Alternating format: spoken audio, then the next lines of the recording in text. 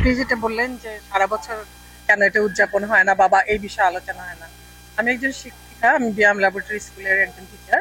তো আমরা আমাদের পাঠ্যপুস্তকে সবসময় এরকমকার বিষয়গুলোকে তুলে ধরি, বা পড়াশোনার শুরুতে আমরা বলি কিভাবে মেয়েরা এগিয়ে আসলো, তার ইতিহাস কোথা থেকে এই সৃষ্টি হলো, লেখাপড়া এগুলো ব্যাপারে আমরা সবসময় ক্লাসরুমে পাঠ্যপুস্তক বইয়ের মাধ্যমে বা এমনি আলোচনার মাধ্যমে বা এই জায়গাটার মাধ্যমে সব ইতিহাস আমরা বলতে থাকি, পরিচালনা করতে থাকি।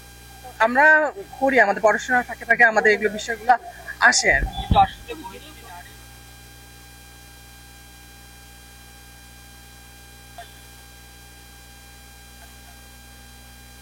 জাগরণ যে ধরে রাখা,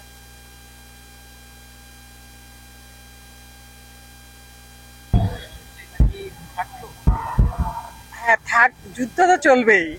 উনিও যেমন যুদ্ধ করে আসছে, এখনো যুদ্ধ চলবে, কিন্তু তার মধ্যে দিয়ে আমরা কিন্তু সার্থক, আমরা অনেকটা নারী সার্থক। সমাজ আসলে যেটা আপনি বলছেন বৈষম্যের কথা, আমার মনে হয় যে না, এই বৈষম্য আসলে তখনই দূর হতো যদি আমরা নারী সমাজ, বিশেষ করে রংপুরের মাটিতে, রংপুর জেলায় পায়রাবন্দে বেগম রোকেয়ার জন্ম, সেখানকার নারীরা কিন্তু অবহেলিত।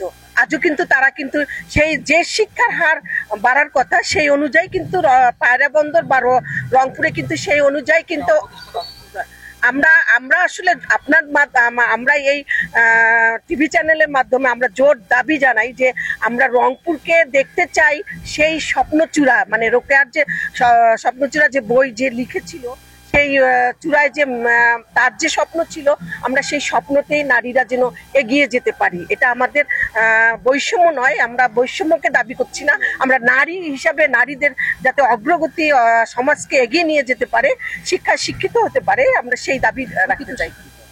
শিক্ষিত স্বর্ণনারী অ্যাসোসিয়েশন, রিটায়ার্ড মেনলি